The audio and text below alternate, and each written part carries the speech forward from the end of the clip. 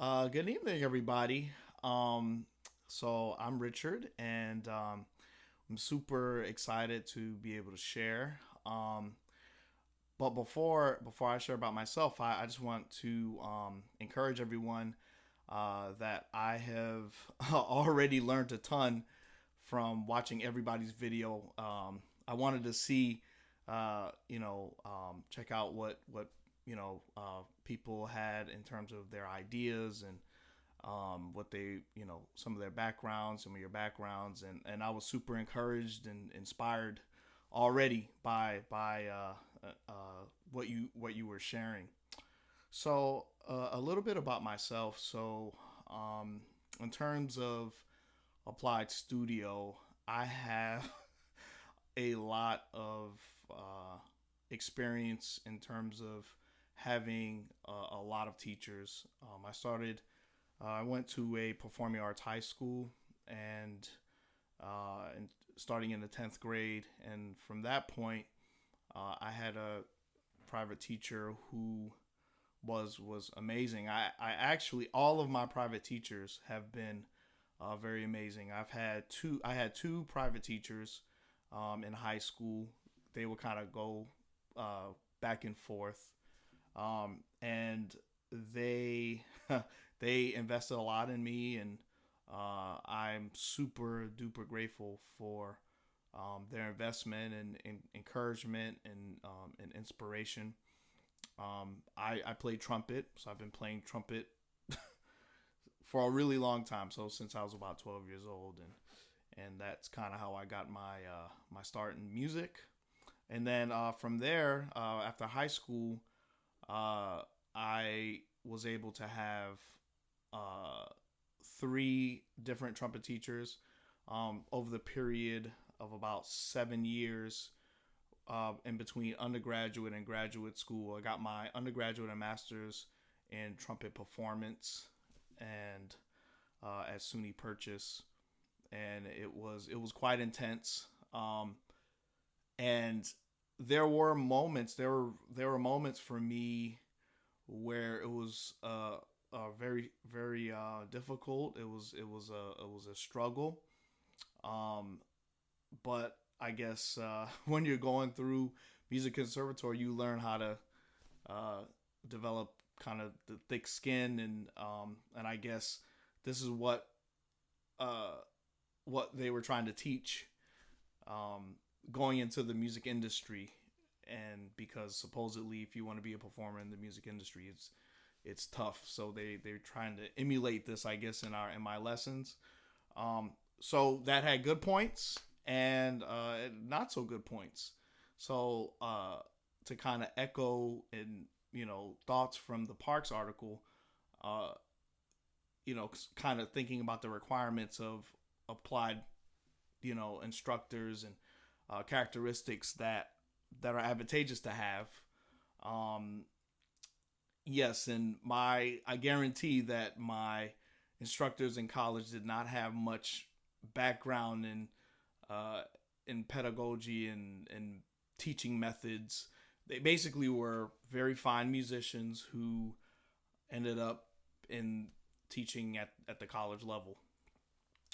And interestingly enough, for myself, um, I pivoted from being kind of more so a performer, and I went into education.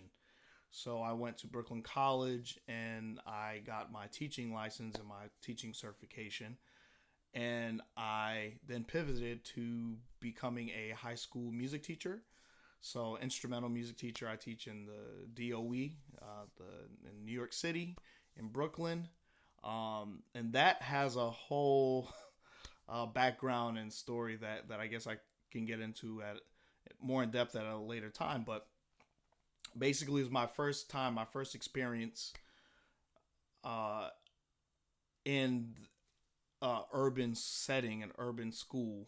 I pretty much was never exposed to what education was like in an urban environment in a Title I school. And I basically, from my background, had no kind of teaching education, nothing to kind of prepare me for what I was going to walk into. So it was kind of like, it was kind of learning by the seat of my pants.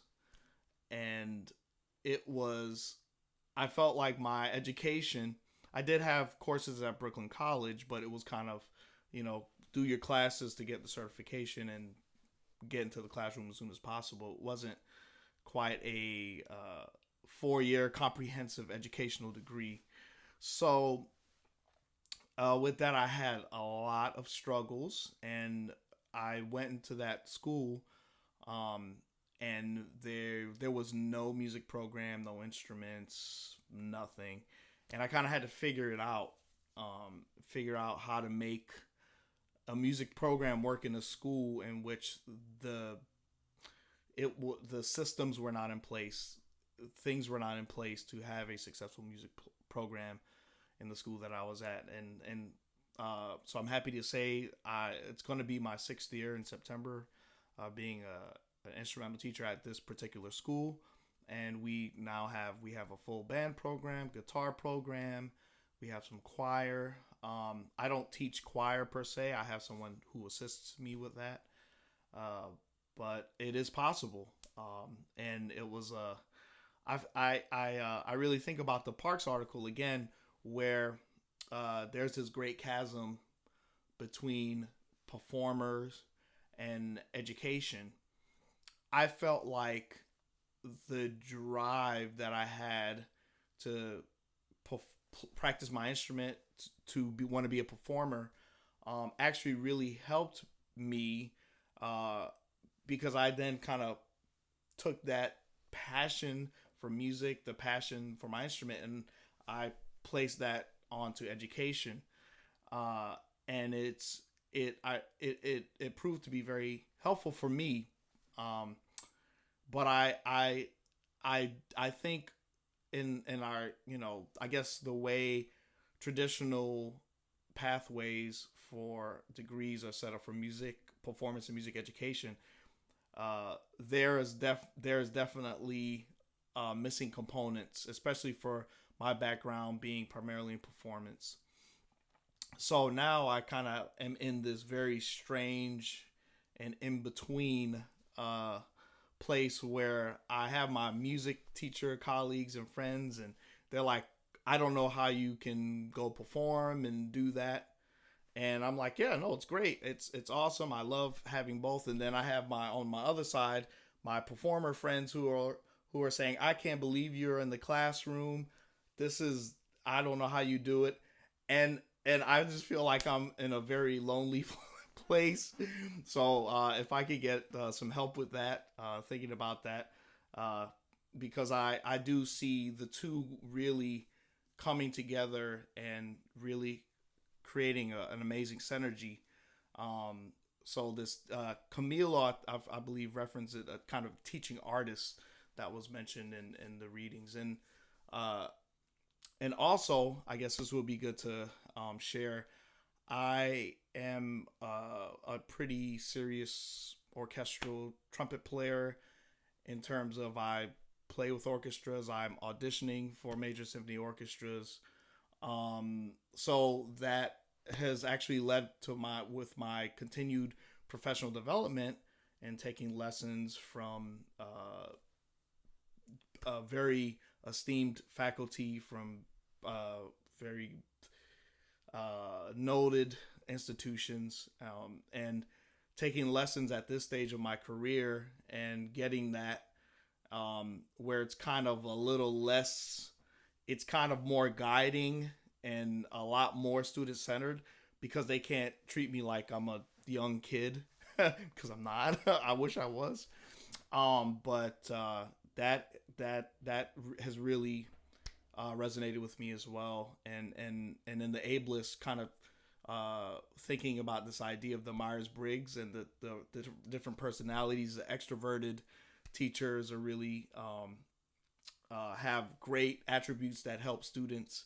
The introverted teachers maybe not so much success. So I'm gonna stop talking, but I'm definitely getting looking forward to learning from everyone, and I feel so honored and privileged to be in this course, and looking forward to again spending time with each and every one of you. Take care.